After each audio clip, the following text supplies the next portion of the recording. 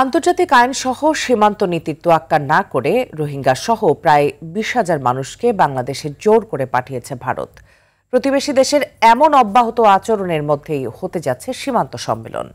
বিজিবির সাবেক কর্মকর্তা অবসরপ্রাপ্ত ব্রিগেডিয়ার জেনারেল মোহাম্মদ জাহিদুর রহমান মনে করেন, এটি ভারতের ডিপ্লোম্যাসি দৈন্যতা, কারণ তারা চাইলেই বৈধ উপায়ে এই কাজটি করতে পারে। বিষয়টি সীমান্ত সম্মেলনে গুরুত্ব দিয়ে তোলা উচিত। দেখুন এআর বাদলের ৩ পর্বের ধারাবাহিকের প্রথম পর্ব।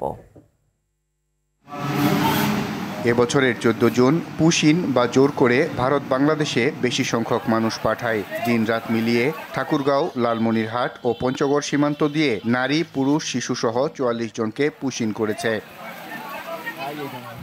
একই বছরের ১৬ জুলাই দেশের বিভিন্ন সীমান্ত দিয়ে ভারত পুশিন করেছে ৫৫ জনকে। এখন এ সংখ্যা প্রায় ২০,০০০। এরা গত ২-৩ বছর থেকে শুরু করে অতীতে ২০-২৫ বছর আগে বিভিন্ন সময় নানান কাজে ভারতে গিয়েছিল।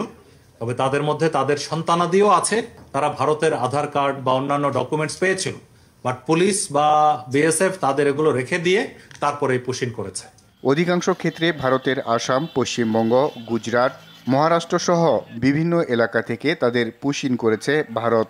এসব বিষয়ে বিজিবির সাবেক কর্মকর্তা অবসরপ্রাপ্ত ব্রিগেডিয়ার জেনারেল মোহাম্মদ জাহিদুর রহমান মনে করেন, প্রতিবেশী হিসেবে এটি ভারতের বৈরী আচরণ। সীমান্ত সম্মেলনে বিষয়টি সমাধানে আলোচনা চালিয়ে যাওয়া জরুরি। আমাদের তাদের পরিচয়টাকে ভেরিফিকেশন করতে হবে, করে আমরা নিশ্চিত করবো যে হ্যাঁ সে আমাদের দেশের লোক, তারপরে বর্ডারে এসে তাদেরকে আমরা টেক ওভার করব।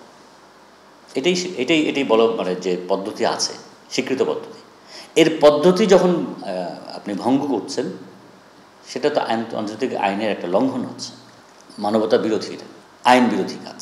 এটা বেসিক্যালি তাদের, আমি বলবো যে ডিপ্লোম্যাসির দৈন্যতা।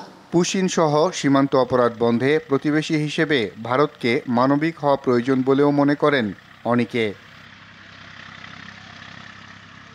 এআর বাদল, RTV, ঢাকা।